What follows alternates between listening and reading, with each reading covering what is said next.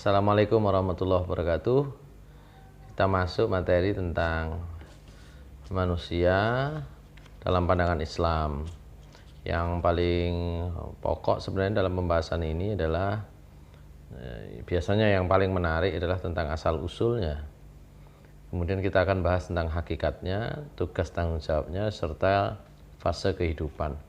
Ada beberapa hal yang saya jelaskan agak rinci, ada yang agak global gitu ya. Yang pertama dari sisi definisi nanti, kemudian asal usul, kemudian hakikat, tugas tanggung jawab, dan fase kehidupannya. Kita lihat dulu yang di sini yang ada di dalam slide kedua ya, itu pembahasannya sedikit berbeda. Kita bahas di situ asal usul, hakikat, tugas tanggung jawab, dan tujuan gitu ya. Baik, kita masuk ke pembahasan pertama, yaitu tentang definisi. Nah, pertanyaannya, siapakah manusia? Definisi ini menjadi penting karena terkait dengan bagaimana kita bisa mengelaborasi tentang asal usulnya. Kalau definisinya itu kurang pas, maka otomatis nanti ketika bicara asal usul itu juga susah kita memberikan penjelasan yang lebih memuaskan. Ada orang yang menyatakan bahwa manusia itu adalah makhluk yang berkeinginan. Jadi poin yang paling membedakan antara manusia dengan makhluk hidup yang lain adalah dari sisi keinginannya. Dari sisi keinginannya. Tapi ada yang melihat manusia ya sebagai homo mechanicus. Jadi manusia itu ditentukan oleh bagaimana proses pembelajaran dirinya terhadap lingkungannya. Dan yang paling umum adalah teori penganut teori kognitif bahwa manusia itu adalah makhluk yang berpengetahuan, berpikir. Jadi kalau dia berpikir, berpengetahuan, dialah manusia. Di dalam ensiklopedia Arab gitu ya, itu disebut bahwa manusia itu ismun jami'un likainin hayyin mufakkirin qadirin 'alal kalamil mufassal wal istinbat wal istidlal laqli. Ya kaulaz zakar wal unsa min bani Adam. Jadi manusia adalah sebutan untuk makhluk hidup yang berpikir, mampu berbicara secara jelas, mampu melakukan generalisasi dan berargumen secara rasional. Baik itu laki-laki maupun perempuan yang berasal dari keturunan Adam. Cuma memang di kalangan penganut teori evolusionis, kita sering melihat gambar semacam ini. Manusia itu disebut sebagai hewan yang berjalan tegak, yang berpikir yang berjalan tegak gitu ya.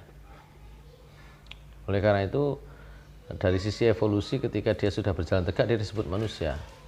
Nah, di situ nanti menimbulkan persoalan, siapakah manusia pertama? Karena dalam teori ini dan penganut teori ini, maka ditemukan ada tulang belulang, ada kerangka kepala ya, itu yang usianya jauh mendahului Adam alaihissalam, sehingga mereka menyebut itu sebagai manusia purba. Sehingga ketika disebut siapa manusia pertama, manusia purba. Manusia purba itu ada yang 30.000 tahun sebelum Masehi, ada yang 200.000 tahun sebelum Masehi, dan seterusnya. Nah, di situ muncul persoalan tentang posisi Nabi Adam. Apakah Adam itu manusia pertama? Sehingga kemudian menimbulkan kesulitan kita itu kalau yang tanya guru sejarah itu menjawabnya manusia pertama adalah manusia purba. Kalau menjawab yang bertanya itu adalah guru agama, manusia pertama adalah Nabi Adam. Jadi kuncinya adalah tentang definisi manusia. Bagaimana Anda mendefinisikan manusia itu menjadi kunci untuk menjawab pertanyaan itu. Karena itu di dalam Al-Quran, istilah manusia di dalam Al-Quran itu disebut dengan paling sekurang-kurangnya 5 istilah. Saya tidak akan membahas semuanya ya. Istilah pertama adalah bashar, istilah kedua adalah insan, istilah ketiga adalah al-ins, 4 adalah anas, 5 adalah bani Adam. Barangkali yang paling menarik dari istilah-istilah ini adalah antara bashar dan insan. ada perbedaan yang cukup signifikan ketika Allah menyebut insan dengan ketika menyebut bashar. Hampir selalu ketika Allah menyebut insan, maka itu merujuk pada manusia dalam konteks makhluk yang sempurna. Surah At-Tin yang kita hafal itu menyatakan itu, sungguh dan sungguh kami sudah menciptakan manusia, insan, dengan sebaik-baik bentuk gitu ya. Demikian pula kalau kita lihat beberapa ayat yang lain. Tapi ketika menyebut dengan kata bashar, itu senantiasa Allah menghubungkan manusia dengan aspek-aspek fisiknya. Ya, fisiknya, bashar. Nah, penjelasan yang paling menarik adalah ada pada surah Al-Hijr ayat 26 ya, dan 28 yang dilanjutkan dengan 29 dan 30. Kenapa menarik? Karena di ayat yang berdekatan itu Allah Subhanahu wa taala menyebut manusia dua kali dengan dua istilah yang berbeda. Yang pertama dengan bashar, yang pertama dengan insan, yang kedua dengan bashar. Di ayat 26 Allah menyebut laqad khalaqnal insana min salsalin min hama'in masnun. Ya. Sungguh kami sudah ciptakan manusia dari, jadi manusia di sini menggunakan kata insan, min salsalin min hama'in masnun, ya, dari tanah liat yang berasal dari lumpur hitam yang dibentuk gitu ya. Adik-adik mahasiswa, yang kedua, Allah Subhanahu wa taala menyebut dengan bashar. Ya. Wa idz qala rabbuka lil malaikati inni khaliqum basharam min salsalin min hama'in masnun. Asal penciptaannya sama. Ya. Dari lumpur hitam yang dibentuk. Asal penciptaannya sama, tapi Allah menggunakan istilah yang berbeda. Yang pertama dengan insan, yang kedua dengan bashar. Nah, di mana letak menariknya? Karena ketika Allah menyebut dengan bashar, itu disambung dengan penjelasan yang lain. Ketika Allah menyebut dengan insan, Allah selesai gitu. Ketika disebut dengan bashar, Allah kemudian menjelaskan di ayat 29. Fa idza sawaituhu wa nafakhtu fihi min ruhi faq'u lahu sajidin. Maka apabila sudah aku sempurnakan penciptaannya dan aku tiupkan ruhku ke dalamnya, sujudlah kalian kepadanya. Jadi ada proses di mana manusia itu diciptakan oleh Allah fisiknya dulu, basharnya dulu. Dan bashar itu belum sempurna, sehingga kemudian Allah menyatakan, maka apabila sudah aku sempurnakan. Ya, jadi bashar itu adalah sosok yang belum sempurna, figur yang belum sempurna, figur fisik saja. Oleh karena itu kalau di dalam ayat yang lain, kenapa Anda akan melihat dialog bahwa Allah Subhanahu wa taala ketika memberitahu itu kepada malaikat, malaikat kemudian menyanggah. Ya. Apakah engkau akan ciptakan di muka bumi ini makhluk yang kerjanya merusak dan mengalirkan darah dan seterusnya. Di dalam surah Al-Baqarah ayat 30 yang Allah menjelaskan itu. Nah, dari sana kita tahu bahwa sebenarnya mungkin sekali ada makhluk lain sebelum Nabi Adam, sangat mungkin secara teoritis ada makhluk lain sebelum Nabi Adam ya, yang kerjanya merusak dan mengalirkan darah. Ya, secara fisik dia adalah bashar. Dia adalah manusia. Tapi kualitas sesungguhnya dia belum menjadi insan. Oleh karena itu malaikat melihatnya dari sisi fisiknya, basyariahnya. Tapi belum tahu tentang insaniahnya, kemanusiaannya. Sehingga Allah kemudian di dalam surah Al-Baqarah ayat 31 menyatakan, di akhir ayat 30 Allah menyatakan, inni a'lamu ma la ta'lamun, sungguh saya sangat paham, sangat mengetahui, jauh lebih mengetahui dari apa yang kamu ketahui wahai malaikat. Ya. Kenapa? Yang tidak diketahui oleh malaikat adalah sisi keilmuannya, sisi kelebihannya, ruhaninya, ruhnya. Nah, itulah yang disebut dalam surah Al-Hijr ayat 29 dan kemudian 30. Jadi Allah meminta malaikat bersujud ya, supaya malaikat tahu sisi-sisi kelebihan dan keistimewaan manusia. Dan memang setelah manusia itu diketahui oleh malaikat kelebihannya, kemudian malaikat sujud ke dalamnya. Itu ini definisi, sehingga manusia itu adalah makhluk yang sempurna, tidak hanya sisi fisiknya, tidak hanya sisi pengetahuannya, tapi juga spiritualitasnya. Itulah yang kemudian membuat dia disebut insan. Ya, bukan lagi bashar. Saya lanjutkan. Selain karena itu, polemik tentang asal-usul kejadian manusia itu berawal sebenarnya oleh Charles Darwin diantaranya ya, bahwa manusia itu berasal dari makhluk yang dari binatang sebangsa kera atau simpanse dan seterusnya. Tapi teori ini banyak dibantah berikutnya gitu ya. Nah, teori yang kedua adalah teori revolusionis. Pokoknya dari tidak ada menjadi ada, beres lah, kun fayakun. Nah, dua teori ini saling bertentangan dan sulit untuk mendapatkan penjelasan secara rasional bagi kita. Karena itu, saya mengajak adik-adik untuk mencermati kembali bagaimana Al-Quran itu memberikan gambaran tentang penciptaan manusia. Penciptaan manusia dalam Al-Quran itu digambarkan dalam tiga model. Yang pertama adalah model Adam, yang kedua adalah model Hawa dan Isa, yang ketiga adalah model keturunan Adam. Kalau model keturunan Adam dalam surah Al-Mu'minun ayat 13, 14 dan surah Al-Hajj ayat 5, adik-adik sudah tahu. Bahkan dunia modern saat ini sudah bisa memberikan konfirmasinya gitu ya. Ya, dimulai dari embrio, kemudian berkembang, seterusnya sampai dia menjadi bayi yang sempurna. Nah, sekarang ada dua lagi. Bagaimana dengan Hawa dan Isa? Bagaimana Hawa dan Isa itu bisa diciptakan? Hawa itu tanpa ibu, Isa tanpa bapak. Saya ingin mengajak adik-adik semua untuk membuka wawasan kita, menjangkau makhluk hidup yang lain, bagaimana mereka bereproduksi. Di sekitar kita kalau Anda perhatikan, misalnya ada hewan, ada binatang. Ternyata cara reproduksi mereka beragam sekali. Yang paling umum tentu saja adalah melalui perkawinan. Dan perkawinan mereka kemudian menghasilkan proses pembuahan. Pembuahan itu bisa terjadi di dalam, itu disebut dengan bunting, bisa terjadi di luar, itu disebut bertelur. Saya kira semua orang tahu, paham, gampang semacam itu. Tapi Anda perhatikan, ada yang tanpa melalui perkawinan. Ya, cacing yang disebut dengan hewan hemaprodit itu tanpa perlu kawin. Tapi dia bisa bertelur.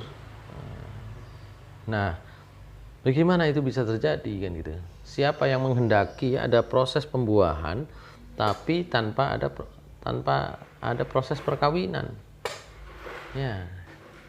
Bahkan lebih ekstrim lagi, ada proses reproduksi tanpa proses pembuahan, nggak perlu ada bertelur, cukup dengan membelah diri. Ya. Cukup dengan membelah diri, amuba misalnya. Cukup membelah diri. Itu pertama dari sisi hewan misalnya. Tumbuhan juga kurang lebih sama. Ya, dia tidak hanya bereproduksi, berkembang biak dengan hanya satu cara. Tidak hanya dengan satu cara. Coba Anda perhatikan, secara umum memang tidak perlu perkawinan. Ya, secara umum. Kita sebut misalnya yang cukup dengan membelah diri. Cukup dengan perkembangbiakan dengan seperti pisang, seperti pohon bambu. Tapi ada juga dengan proses perkawinan dalam diri sendiri. Ya, pembuahan yang katanya oleh angin atau oleh serangga, mangga dan sebagainya. Tapi itu proses perkawinan yang pembuahannya, ya, penyerbukannya itu terjadi dalam dirinya sendiri, dalam bunganya sendiri. Baik. Nah, yang ketiga, ada yang harus dikawinkan, seperti salak. Ya, ada bunga salak jantan, bunga salak betina yang harus ditemukan, gitu, dipertemukan. Mungkin kalau sekarang pengembang biakannya begitu. Kalau dulu bagaimana? Ya, tentu dibantu angin, tapi ada organ yang terpisah antara bunga salak jantan dan betina. Apa artinya? Bahwa ternyata kehidupan itu tidak hanya berjalan, reproduksinya misalnya khususnya menggunakan satu macam saja. Nggak ada kok kemudian hewan itu hanya dengan berkawin saja. Ternyata yang tidak kawin juga ada. Ya, yang bahkan dengan membelah diri, cukup dengan membelah diri ada. Demikian pula tumbuhan. Tidak semua tumbuhan tidak perlu kawin, bahkan ada yang harus dikawinkan. Nah, inilah yang kita kenali sebagai tanda-tanda kekuasaan Allah dalam penciptaan alam. Nah, dalam diri manusia, hal semacam ini bisa dipakai menjelaskan kenapa Nabi Isa itu lahir dari rahim seorang ibu yang tidak pernah berhubungan suami istri, atau bagaimana Hawa itu bisa diciptakan dari Adam yang tidak perlu hamil dan melahirkan. Karena ternyata Tuhan Allah Subhanahu wa taala itu menciptakan makhluk hidup dengan ragam cara perkembangbiakannya. Tidak hanya dengan cara yang menurut akal pikiran kita itu yang dominan. Nah, saya kira itu menjelaskan bagaimana Hawa dan Isa. Tapi belum menjelaskan bagaimana Adam alaihissalam. Teknologi modern, teknologi canggih saat ini itu ternyata memberikan kepada kita gambaran yang lebih akurat bagaimana sesungguhnya reproduksi itu tidak harus menggunakan cara-cara yang sebelumnya kita kenal, yang kita sebut tadi itu, dengan pembuahan, perkawinan, dengan tidak harus begitu. Cukup dengan satu helai rambut yang kemudian dapat diambil DNA-nya, itu orang bisa diduplikasi, hewan bisa diduplikasi. Oleh karena itu ketika menciptakan Nabi Adam alaihissalam, Allah Subhanahu wa taala tidak hanya menyebut saya ciptakan dia dengan kun fayakun, tapi diciptakan yang dia diciptakan dari saripati tanah. Jadi unsur yang terkecil dari tanah. Kalau bahasa sekarang diambil DNA-nya, yang semua DNA makhluk hidup itu ada terserak di tanah, di muka bumi ini. Gitu. Bahwa kemudian ada proses penyempurnaan itu biasa terjadi. Bahkan cloning itu kalau dulu itu usia yang di cloning itu pendek, sekarang bisa lebih panjang. Kalau dulu hanya hewan, kalau sebelum hewan itu hanya tumbuhan yang bisa disetek, yang bisa dicangkok, yang bisa dikloning. Nah, sekarang hewan, bahkan sekarang bisa manusia sebenarnya. Maka proses penciptaan Nabi Adam itu bagi Allah Subhanahu wa taala itu sebenarnya mudah sekali. Nah, coba Anda perhatikan ayat-ayat Al-Quran tentang asal-usul dan proses kejadian manusia dalam Al-Quran. Ya, perhatikan di slide tentang ini. Mudah-mudahan itu memberikan penjelasan yang lebih memuaskan. Sehingga saya bisa katakan bahwa pertama, boleh jadi ada makhluk hidup sebelum Nabi Adam menyerupai manusia secara fisik, tapi tidak pernah disebut oleh Allah sebagai manusia atau insan yang memiliki tanggung jawab mengelola bumi. Jadi kalau ditanya siapa manusia pertama, Nabi Adam, dalam pengertian makhluk hidup yang sudah disempurnakan oleh Allah penciptaannya dan diberikan tanggung jawab oleh Allah untuk mengelola bumi. Siapa itu? Nabi Adam. Selesai. Bagaimana penciptaannya? Saya kira tadi sudah saya jelaskan. Mudah-mudahan itu menjadi gambaran yang lebih rinci. Nah, bagaimana hakikat manusia? Hakikat manusia itu terdiri dari jasmani, akal, dan ruhani. Anda baca tuh ya. Jasmani itu perlu dijaga dengan caranya sendiri, ruhani perlu dijaga dengan caranya sendiri, akal perlu dijaga dengan caranya sendiri, dan ketiga-tiganya harus dijaga secara berimbang. Ya, kalau tidak, maka tentu saja hal-hal yang mestinya dijaga gak dijaga akan terjadi kesalahan dan kemudian ada persoalan. Yang bisa menjaga ruhaninya tapi jasmaninya tidak, mungkin orangnya sakit-sakitan, payah hidupnya. Meskipun secara spiritual, secara rohani dia sehat. Begitu pula sebaliknya. Silakan dilihat slide terkait. Nah, pembahasan yang ketiga adalah tugas tanggung jawab manusia. Apa tugas tanggung jawabnya? Manusia ditugaskan ya sesuai dengan tujuan penciptaannya, ya, yaitu beribadah kepada Allah. Sesuai dengan kedudukan dan fungsinya di bumi, yaitu menjadi khalifatullah, pengganti Allah. Memimpin bumi, mengelola bumi. Baca tafsir Anda surat Az-Zariyat 56 dan surah Al-Bayyinah 5 untuk tujuan penciptaan manusia beribadah.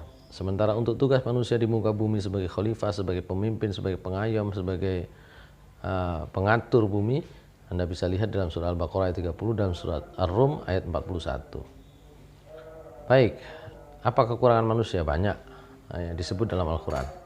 Ya, silahkan diperhatikan ayat-ayat terkait ya. Silakan.